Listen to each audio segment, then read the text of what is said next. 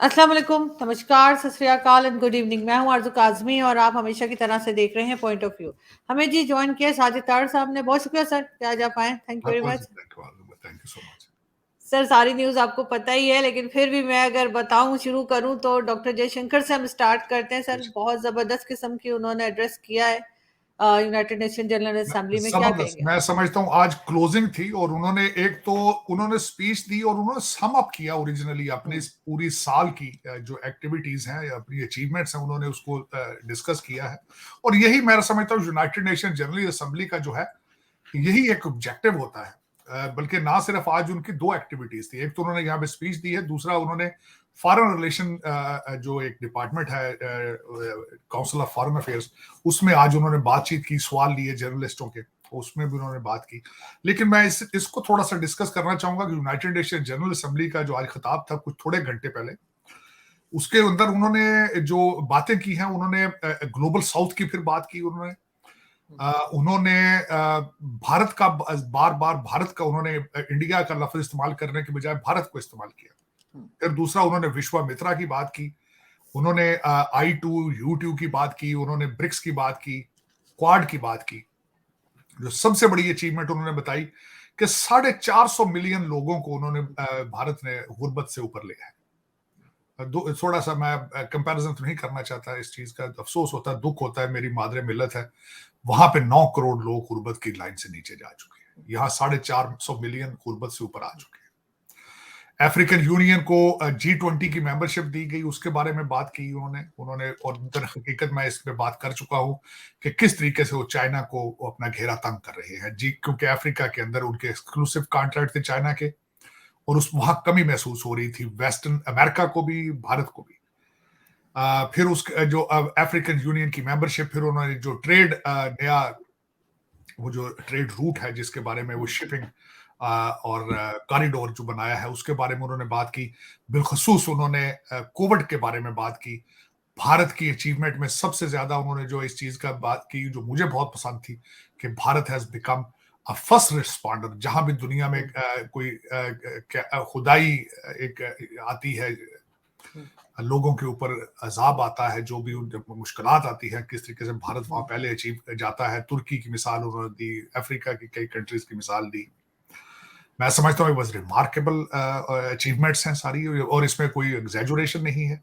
मैं समझता हूँ पिछला साल और ये 2023 जो है, 2022 और 2023 ये भारत का साल था, इसमें कोई शक नहीं है।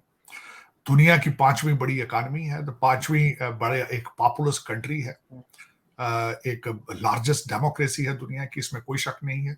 और जो अचीवमेंट्स हैं इसका क्रेडिट जो आ जाता है वो डेफिनेटली मोदी साहब को जाता है और उनकी टीम को जाता है, इसमें कोई शक नहीं इसको। और मैं पहले भी कई दफा कह चुका हूं, डेवलपिंग कंट्रीज के अंदर किस तरीके से कंट्रीज ग्रो करते हैं, ये आने वाले कई सालों तक लोग इस पे रिसर्च करते रहेंगे, किताबें लिखते रहेंगे, इसमें कोई शक नहीं है।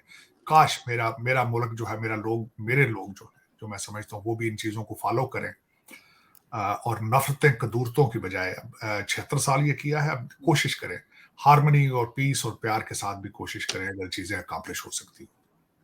बिल्कुल ऐसा ही है, लेकिन सर हमारे प्राइम मिनिस्टर भी गए थे। खैर डॉक्टर जयशंकर से तो जो उम्मीद थी उन्होंने बिल्कुल वही पूरी करके दिखाई और एक जबरदस्त किस्म का उन्होंने एड्रेस किया। लेकिन हमारे जो केयर टेकर प्राइम मिनिस्टर गए थे, उनके खिताब को आप कैसे देख रहे हैं?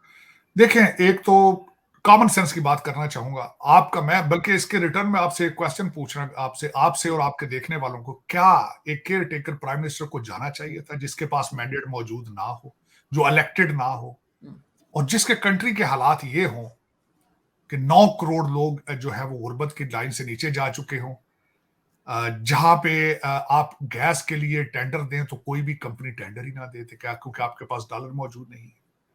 आपके तैयारों के जहाज लीज पे थे, वो जहाज के लीज की पेमेंट आप नहीं दे चुके, आधी पीआईए ग्राउंडेड है।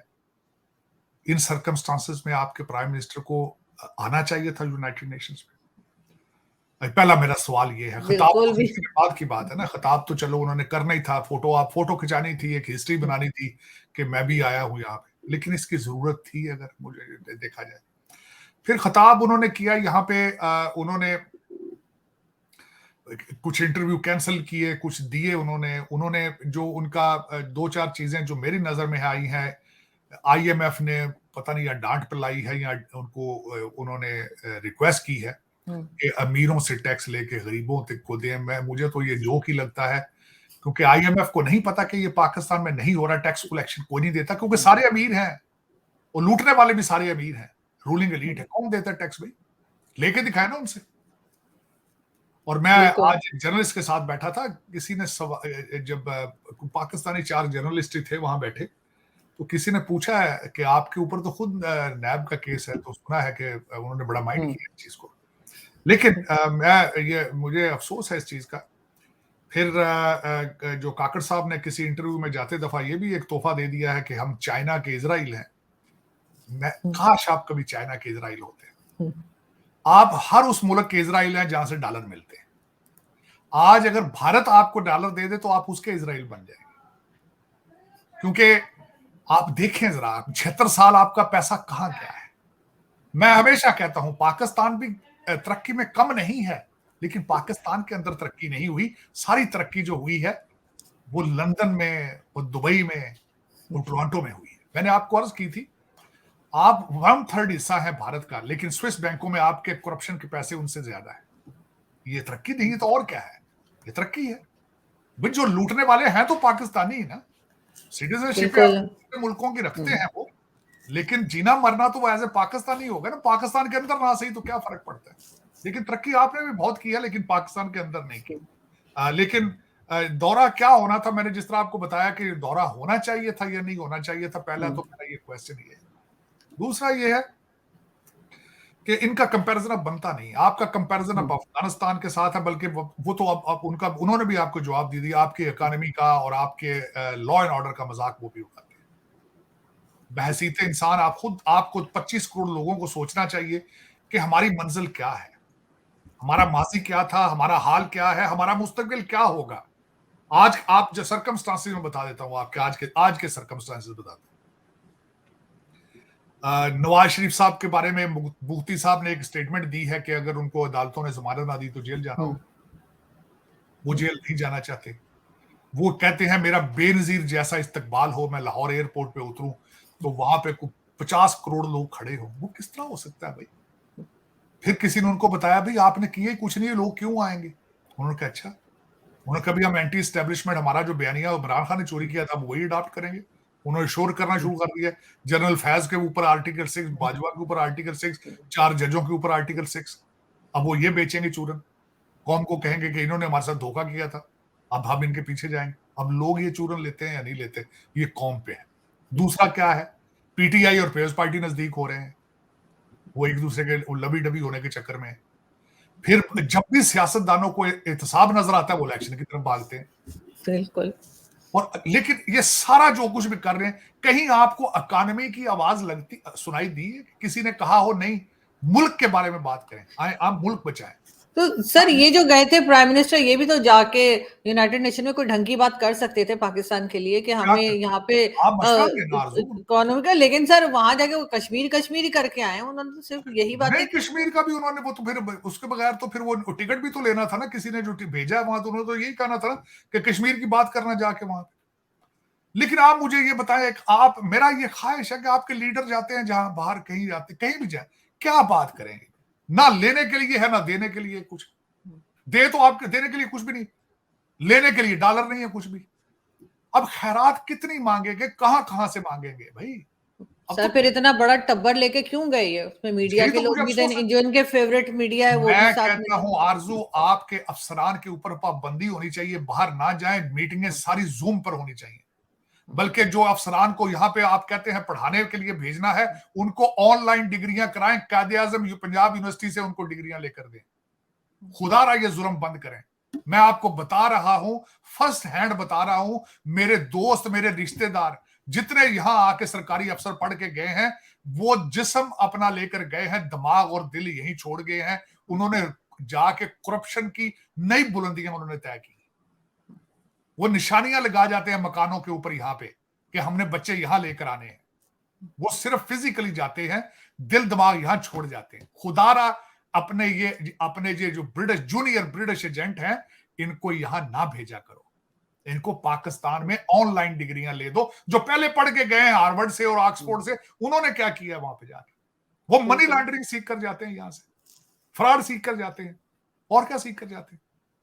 आज मैं आपको मिसाल बताता हूं तरक्की किस तरह कौमें करती हैं। अगली बात मैं ये आपके इन्हीं पे करना चाहता हूं। आज की खबर है कि 90,000 स्टूडेंटों को वीजा दिया गया है अमेरिका का, इंग्लैंड, भारत से। और जो वहां का जो एरिक, उसका नाम है एरिक गारसिटी, जो अमेरिकन एम्बेसडर है, इंडियन इंस्टीट्यूट ऑफ टेक्नोलॉजी में जाकर उसके खड़े होकर जो स्पीच दी है, मैं जरा उसको बताना चाहूंगा। उन्होंने कहा कि 90,000 वीजा सिर्फ जून से लेकर अगस्त तक दिया है। हमारा टारगेट, उन्होंने कहा, 1 मिलियन वीजा देना है भारतीय स्टूडेंटों को। और उन्होंने कहा कि हमारा जो विजिट वीजे का वेट टाइम है वो 50% कम कर दिया है। 2 नए कौंसल जनरल खोले जा रहे हैं भारत के अंदर, बेंगलोर के अंदर और अहमदाबाद के अंदर। और अमेरिका के अंदर भारत 2 नए अपने कौंसल जनरल खोल रहे हैं। तो आप कहते हैं कंपेयर करें, इनसे बात करें, किस चीज की बात करें भाई? लूटना बंद करोगे तो कॉमन की बात करें, कोई तरक्की की बात करेंगे? लूट रहे हो, अपने मुल्क को खा रहे हो यार, खोद खोद के। सर वो तो फॉरेन मिनिस्टर जो गए अभी, केयर टेकर फॉरेन मिनिस्टर, वो भी और प्राइम मिनिस्टर भी एक तरफ बुरा भला कहते हैं भारत को, दूसरी तरफ कहते हैं हम तो बात करना चाहते हैं। और जी, ये बात क्या करना चाहते फॉरेन हैं यहां मिनिस्टर आके? साहब ने भी बड़ी नहीं कहानियां सुनाई जी। भाई, IMF से पैकेज भी तो, अगली किस्त भी तो लेनी है ना। उनको देखना, बताना कितने अमन पसंद है। भाई हम तो भारत के साथ बहुत अच्छे रिलेशनशिप चाहते हैं। साथ मिशाल मलिक जो है अपनी कैबिनेट में रख ली है। यासीन मलिक की हिस्ट्री नहीं पता किसी को क्या है। आप एक कदम आगे जाने की बजाय, एक कदम आगे जाते हैं, 2 कदम पीछे चले जाते हैं फिर साथ ही। तो इस तरह तो अमन नहीं होता ना। अमन की बात तो करके देखें, अमन के मतलब स्पेलिंग तो समझें पहले। लेकिन तो मतलब सर साथ साथ तो ये वो खालिस्तान के लोगों को भी ये सपोर्ट करते जा रहे हैं कि सारे टीवी चैनल्स पे वाह वाह हो रही है और इंडिया को बुरा भला कह रहे हैं। आरजू, मैं क्या बताऊं, मैंने आपको कहा है कि ये दौर जो है जंगों का, खराबियों का दौर नहीं है, जियो इकोनॉमिक्स का दौर है। पता नहीं ये मेरे लोगों को इस बात की समझ क्यों नहीं आ रही है। हाँ, उसमें मुझे जो नजर आता है वो सिर्फ यही वजह है, अपने बच्चों को बाहर पढ़ाना है, मुल्क को तबाह करना है, हर 10 साल के बाद जहाद का टीका लगाना है। पता नहीं क्या ये इनका मंसूबा है। पता नहीं इनको समझ नहीं आ रही है कि इसमें से निकलेगा कुछ नहीं, कुछ नहीं सर निकलेगा। अपने बच्चों को तो जिहाद में नहीं भेजना ना, दूसरों के बच्चों को अपने भेज रहे बच्चे हैं। तो ना ना ना, मेरे अमीरुल मोमिनीन ने कहा था मेरे बच्चे तो सेफ ही नहीं है, पाकिस्तान को विजिट करें। तो दूसरे के बच्चों को तो जेलों में डलवा दिए तुमने। दूसरे बच्चों को कहते हो गोलियां खाओ बाहर निकल के, और खुद अब आपके अमीरुल मोमिनीन इमरान खान की स्टेटमेंट थी कि मेरे बच्चों के लिए सेफ नहीं है कि पाकिस्तान विजिट करें वो। और दूसरा मैं क्वेश्चन करता हूं आपके जितने लौंडे लपाड़े हैं, और देखो यार, ये जलसों में तुम्हारे जो लीडरान ऊपर तकरीर करते हैं, इनके बच्चा किसी का पाकिस्तान में है? इनका कोई बच्चा जलसे में होता है जिस जलसे में खड़े होते हो? शर्म नहीं आती तुम्हें वहां जाने से पहले? और वो माँ बाप पता नहीं किस तरह बच्चों को भेज देते हैं, जवान लड़कियां भेज देते हैं जलसों में डांस करने के लिए। पता नहीं क्या इस्लामी जमहूरिया पाकिस्तान। पूछे तो इस्लाम नहीं खत्म होता, जिहाद नहीं खत्म होता, ऊपर चढ़ के गाने गा रही बच्चियां, डांस कर रही, नीचे नशे कर रहे हैं बच्चे, सामने बात जिहाद की हो रही है। ये किस किस्म का इस्लाम का प्रचार कर रहे हैं भाई? ये मेरे तो समझ से बाहर है, समझ से बाहर। मैं तो लेकिन सर हर गलत चीज में जो है ये साथ ऐसे भी देते हैं कि जहां पे इन्हें भारत के साथ इस वक्त खड़ा होना चाहिए था वहां पे ये खालिस्तान को सपोर्ट कर रहे हैं। लेकिन सर कनाडा में आपने देखा कि उनके जो एक और मिनिस्टर थे, बल्कि स्पीकर थे, उन्होंने भी रिजाइन कर दिया है। वो तो मैंने बताया ना, एंथनी रोका साहब जो है, बल्कि मैं इसी पे बात करना चाह रहा था कि एंथनी रोका ने रिजाइन किया है, स्पीकर ने, अब से कुछ घंटे पहले। क्योंकि उन्होंने 18 साल का एक जो पारो स्लावो होंका योगोस्लाविया का जो नाजी था, उसको बुला के जब उन्होंने उसको तालियां बजाई, इस्तकबाल किया, बाद में पता चला वो तो नाजी था। इससे तो इनका केस और कमजोर हो चुका है, क्योंकि ये बुला लेते हैं लोगों को, या जो भी रिसर्च करते हैं अपना होमवर्क नहीं करते, बस खामखा खड़े होकर अपने असेंबली के अंदर तकरीरें कर देते हैं, लोगों को बुला लेते हैं, होमवर्क नहीं करते, पहले रिसर्च नहीं करते। तो इससे तो इनका केस और कमजोर हो चुका है। जो जस्टिन ट्रूडो साहब का तो फ्यूचर इज ओवर, वो तो he won't be able to become a prime minister again. और दूसरा जो नया लीडर आगे आएगा, उसका सबसे पहला क्या ऑब्जेक्टिव होना चाहिए या होगा कि कनाडा का एतमाद बहाल करे। भाई दुनिया में तो इस वक्त यही समझा जा रहा है कि आप टेररिस्टों को वहां रखते हैं। आज श्रीलंका के फॉरेन मिनिस्टर ने भी स्टेटमेंट दी है, और वो बात बिल्कुल ठीक है। ये तामिल टाइगर के जो तामिल मूवमेंट के जितने जो टेररिस्ट थे, उनको भी वहीं पनाह मिलती थी जाके। और इस वक्त दुनिया में मशहूर है कि कनाडा पॉलिटिकल असाइलम में सबसे आगे है। बगैर किसी रिसर्च किए फॉरेन लोगों को दे देता है पॉलिटिकल असाइलम। ये तो फ्रॉड हो रहा है पूरी दुनिया में। इस वक्त कनाडा जो है उसको अपने कनाडा के हालात वैसे जाती तौर पर इकोनॉमिकली बहुत खराब हो चुके हैं। लोग कनाडा को छोड़ छोड़ के भाग रहे हैं। पाकिस्तानी तो बेचारे कहां भाग कर जाएंगे, वो तो एक वो कहते हैं ना यहां से निकलेंगे तो वहां गिरेंगे, वो इससे भी बदतर है। लेकिन भारतीय वापस जा रहे हैं इस वक्त, जो ट्रक ड्राइवर हैं और कई कारोबारी हैं। कोविड के बाद कनाडा दोबारा अपने पांव पे खड़े नहीं हो सका। लेकिन वहां पॉलिटिकल टर्मोइल, जिस तरह इकोनॉमिकल टर्मोइल आ चुकी है, इसी तरह पॉलिटिकल हालात सख्त खराब हैं। अगला प्राइम मिनिस्टर आएगा, उसको दुनिया के अंदर अपने कनाडा की गुडविल दोबारा बहाल करनी होगी। इस वक्त उनके हालात बहुत खराब हो चुके हैं, अब दुनिया से आइसोलेशन में जा चुके हैं। कोशिश की उन्होंने अमेरिका बरतानिया को साथ लेने की, अपने I5 कंट्रीज को साथ लेने की, लेकिन किसी ने साथ नहीं दिया। आज उनका केस जो स्पीकर के रिजाइन के बाद एंथनी रोका उसका नाम है, मजीद कमजोर हो चुका है। अब उनको मेरे ख्याल में जस्टिन ट्रूडो साहब तो फारिग हैं। अब आगे देखेंगे आने वाला कौन आता है। और आज वो जो उनके कंजर्वेटिव पार्टी वहां पे स्पीचें भी दे रही है, सारा कुछ हो रहा है। मेरे ख्याल में they will be coming into the power in the future. I hope they can लेकिन control. सर जिस तरह की क्लिप्स आ रही हैं, वीडियो क्लिप्स आ रही हैं सोशल मीडिया पे, वो तो बहुत खराब हैं, जिसमें इन्होंने परमिशन दे दी है कैनेडियन गवर्नमेंट ने कि एम्बेसी के सामने भी प्रोटेस्ट हो सकता है। लोग फ्लैग को भी जला रहे हैं। मोदी जी के जो है, उनके प्राइम मिनिस्टर जो है भारत के, उनके भी जो है पिक्चर्स वगैरह लगा के उस पर भी काफी बदतमीजी हो रही है, लेकिन कोई रोक नहीं रहा। लेकिन हमारे मीडिया में ये भी बताया जा रहा है कि अमेरिका या व्हाइट हाउस ने भी ये कहा है कि जो वहां पर सिख कम्युनिटी रहती है अमेरिका में, वो एहतियात करें, उनकी किसी की जान को खतरा हो सकता है। इस किस्म की बात हुई है क्या? नहीं, देखें, वो जो अब मैं बताना चाहता हूँ कितने परसेंट लोग जो है वो सिख ये चाहते हैं। ये खालिस्तान की बातें हो रही हैं आगे पीछे, बहुत एक थिन माइनॉरिटी है, बहुत थिन माइनॉरिटी। इनसे अगर देखा जाए, इससे आप अगर एक इस लेंस से देखें सिखों को, तो मैं समझता हूँ कि बहुत एक थिन माइनॉरिटी है जो खालिस्तान के हक में ज्यादा ये सब कुछ करते हैं।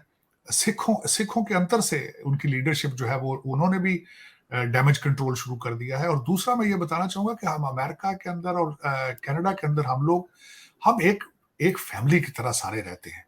अगर देखा जाए, मेरी अपनी एसोसिएशन के अंदर आरजू, मेरे आधे दोस्त सिख हैं, मेरे आधे दोस्त हिंदू हैं।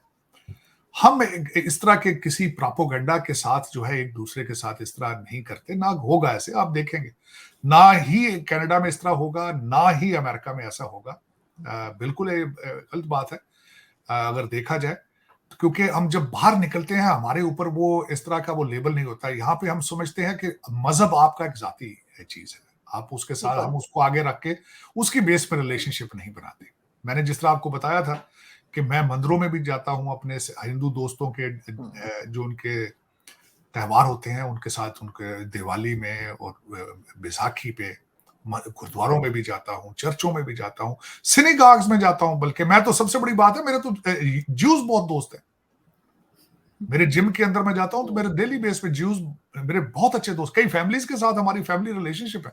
हम लोग यहाँ पे बिल्कुल उन चीजों की तरह नहीं रहते, हम इंसानों की तरह रहते हैं जहाँ रहना चाहिए। मजहब आपका जाती आपकी चीज है, आप खुदा कहें, ईश्वर कहें, वाहे गुरु कहें, आप जीसस क्राइस्ट कहें, जो करें आपका जाती मसला है। मेरा आपके अच्छा इंसान होने की बेस पे रिलेशन। देखिए आरजू, हम पैदा होते हैं बहसीते इंसान पैदा होते हैं, नाम और मजहब बाद में दिया जाता है। बिल्कुल। तो आप पहले रिश्ते को छोड़ के दूसरी चीजों पे फोकस करेंगे, फिर आप में कोई खराबी है। मेरे ख्याल में आपको बहसीत इंसानियत, इंसान एक दूसरे से प्यार करना जरूरी है मेरे ख्याल में। और this is what we do here. और उसमें मैं नहीं समझता कई डेवलपिंग कंट्रीज के अंदर अगर कोई इस तरह के कोई इक्का दुक्का हादसा हो तो उसकी सोचा जा सकता है, वरना अमेरिका के अंदर और कनाडा के अंदर भी मैं नहीं समझता कि इस तरह के हालात खराब हों।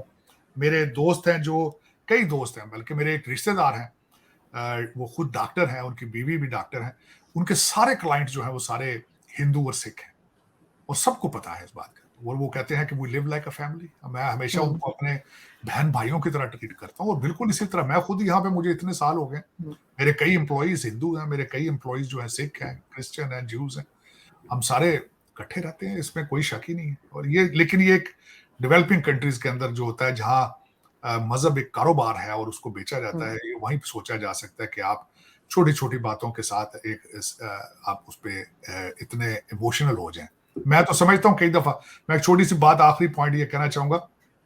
आपको बताया था मेरे भाइयों जैसा सरदार है, सिख है वो। हम्म, किसी ने एक दिन क्वेश्चन किया, उसने कहा तुम्हारा अगर 1 मिनट के लिए तुम 1947 में चले जाओ, हम्म, तो तुम पाकिस्तान से, तुम्हारा, उसका नाम जसदीप है, तो जसदीप अगर कहे कि यार पाकिस्तान से हालात बड़े हम्म, खराब हो गए तो मैं जा रहा हूँ भारत, मैंने उसको कहा था या मैं जसदीप को रख लेता पाकिस्तान में, अगर ये जिद करता तो मैं इसके साथ भारत चला जाता। मेरा ये जवाब था उसको। तो ये बिल्कुल। जो हम्म, 1947 में, कई मैंने यहाँ आके 1947 हम्म, का दर्द महसूस किया यहाँ आके, जो वहां हुआ था, क्योंकि मैं, मेरी एंसेस्ट्री तो लोकल थी पाकिस्तान से। हम्म, लेकिन जब मैं जसदीप के जरिए, जब मैंने उसके लेंस से देखा है, तो बड़ी तकलीफ दे प्रोसेस था। वो बिल्कुल ऐसा ही है। लेकिन लेकिन रावलपिंडी से थे वो। They hmm, were educated, they were very well to hmm, do. और जो उनके वाले साहब को मैं डैडी कहता था, तो वो मुझे जो स्टोरियां हम्म, सुनाते थे, मैं बड़ा, मेरे लिए इमोशनल हो जाता था। तो मैं वही बताना चाहता हूँ कि हम अपनी कम्युनिटीज में वो इस तरह 1947 या इस तरह की चीजें दोबारा नहीं देखना चाहते। होनी भी नहीं चाहिए। लेकिन सर अगर हम बात करें आखिर में, ये जो एमबीएस हैं, इनकी सऊदी अरब के जो क्राउन प्रिंस हैं, उन्होंने कहा कि जी इजराइल के साथ टर्म्स बेहतर करने जा रहे हैं, क्या पाकिस्तान भी करेगा? ये बात जैसे पाकिस्तान में फैली है तो कई लोग उठ के कि नहीं नहीं जी, बड़ी इनकी गैरत जाग गई, पता नहीं कौन सी नहीं, गैरत है जो इजराइल पे उठ जाती है, तो नहीं, सब बुरा भला कहना शुरू हो गए। आपके पास कोई चॉइस है? आपके पास कोई चॉइस नहीं हम्म, है। आज आपको सऊदी अरेबिया सुबह फोन करे कि शाम तक इजराइल को एक्सेप्ट करो, तो आपके पास क्या चॉइस है? लेकिन वो सर अगर ये करना कहे, चाहिए। नहीं, नहीं, मुझे एक छोटी सी आरजू, वो कहे कि हाँ अच्छा भाई, आपने इजराइल को एक्सेप्ट नहीं करना, तो शाम को हमारे पैसे जो आप वापस कर दें, फिर क्या करेंगे आप? इसका भी जवाब दे दें। दूसरा, जाती तौर पर मुझे, मैं समझता हूं कि इजराइल के साथ टेरिटोरियल प्रॉब्लम है, रिलीजियस प्रॉब्लम नहीं है। हम्म, टेरिटोरियल प्रॉब्लम है, वो टेरिटोरियल बेसिस के ऊपर उनका और फलस्तीन का आपस में इशू है। आपका हमेशा आपने हमेशा उसको एज ए पॉलिटिकल इशू के तौर पे इस्तेमाल किया है। जिस तरह आप अपने रिलीजन का चूरन बेचते हैं, जिस तरह आप हर 10 साल बाद जिहाद का टीका लगाते हैं कौम को, इसी तरह उसका आप फलस्तीन का नाम लेके पैसे बनाते हैं, चीजें करते हैं, इमोशंस के साथ खेलते हैं। इतने गर्म फलस्तीनी नहीं है इसराइल के खिलाफ जितने आप गर्म हो जाते हैं। तो ये उनका अपना प्रॉब्लम है। हाँ, एमबीएस जो है वो नेगोशिएट कर रहे हैं इस वक्त अमेरिका के साथ, अपनी सिविल एटॉमिक टेक्नोलॉजी ले रहे हैं, अपना वो एग्रीमेंट चाहते हैं जिस तरह का जर्मनी और जापान के साथ है, वो किस तरह उसमें कामयाब होते हैं। क्योंकि इस वक्त MBS is a very smart person. उन्होंने अगले दिन फॉक्स पे इंटरव्यू दिया, मैंने उसको 2 दफा रिवाइंड करके सुना। Very intelligent man, he is negotiating with China. उनका जो एक विजन है 2030 का, आफ्टर ऑयल, उसमें वो समझते हैं अगर उस साइड पे जाए तो चाइना की जरूरत है, लेकिन अगर वो चाहते हैं कि अगर इसराइल के साथ आए तो अमेरिका के साथ आए, तो वो सिक्योरिटीज चाहते हैं, अपनी टेक्नोलॉजी चाहते हैं, और कई चीज चाहते हैं, but he is determined for the better future of Saudi Arabia. अब मुल्की इंटरेस्ट को देख रहे हैं। काश मेरे मुल्क के अंदर भी लोग मुल्की इंटरेस्ट में देखें, अपने नेशनल इंटरेस्ट के बेस पे डिसीजन हम्म, लें। सर हो सकता है कभी देखें, लेकिन फिलहाल तो ये यही था कि इमरान खान की जेल भी बदल दी गई है। वो खान साहब जाना नहीं चाह रहे थे, पकड़ धकड़ के उनको उधर दूसरी जेल में कर दिया गया है। लेकिन वो यही कह रहे थे मैं यहाँ सेट हो गया हूँ अटक जेल में, लेकिन फिर भी चेंज कर दिया। हमारे यहाँ तो वही मसले चल रहे हैं जो सालों से है। लोग कहाँ से कहाँ चांद पे पहुंच गए और पाकिस्तान वही है। लेकिन खैर हम दुआ करते हैं कि कुछ बेहतरी आए। बहुत शुक्रिया सर, माय आपने ज्वाइन किया। Thank you. Thank you sir.